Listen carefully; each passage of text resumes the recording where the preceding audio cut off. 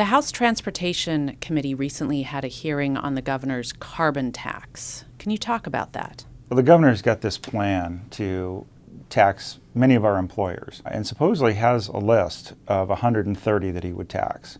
Claims that some of the tax money will go to give relief to those that are most adversely affected. When I pressed for answers, actually when I gave an example, they were unaware. They just didn't know. When you pressed for answers, they didn't have answers, they didn't have details.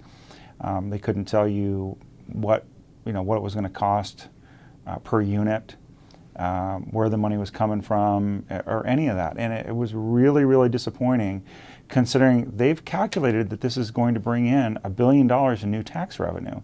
Yet they couldn't give you any of the assumptions that they used to calculate that number. And that's very troublesome to me. How would the governor's tax on employers and producers affect people in Southwest Washington? I think there is going to be a huge impact. There's potential for electricity rates to go up for all of the citizens in the area. There's a huge potential for job loss in the area. Anytime you tax an employer more, you take more out of their pocket, that's less that they have for salaries and benefits. And what ends up happening most typically is people get laid off.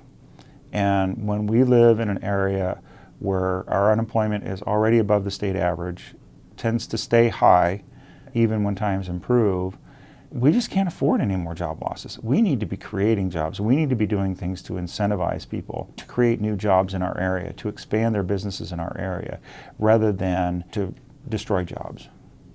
What could the legislature do to incentivize job creation? Well, there's a lot of ways we can do it. One of the things that we can do is we can make it easier for them to get a permit. Now, that doesn't necessarily mean that we're going to allow them to do something harmful to the environment. Just speeding up the time that it takes to actually get a permit doesn't mean you're relaxing any regulation. They're still going to have the same requirements. But if they can get a permit faster, they can put people to work faster, and it'll take less time and less money to get that permit. That's more money that they have for the expansion that they're trying to do. That's one of the ways that we can do it. Another way is there's a lot of taxes out there that people think that if we cut the tax rate, we're going to lose money. In some instances, there are tax rates that are out there that if we cut it for a certain segment of the economy, we actually get that kind of that sector of the economy to come into our state. There's nobody doing anything with helicopters, rotorcraft. We've got a chance to bring a company into this state with 60 very good paying jobs and benefits. They're aerospace workers that we could get them to come into this state. Nobody else is doing it. If we just say we're going to give you a lower tax rate than what's currently on the books for doing this, we'll get those jobs. And guess what? There'll be no reduction in the amount that we take in revenue, because they'll be generating new tax dollars. And it'll be done using a lower rate. With a higher rate, we get a higher rate on zero.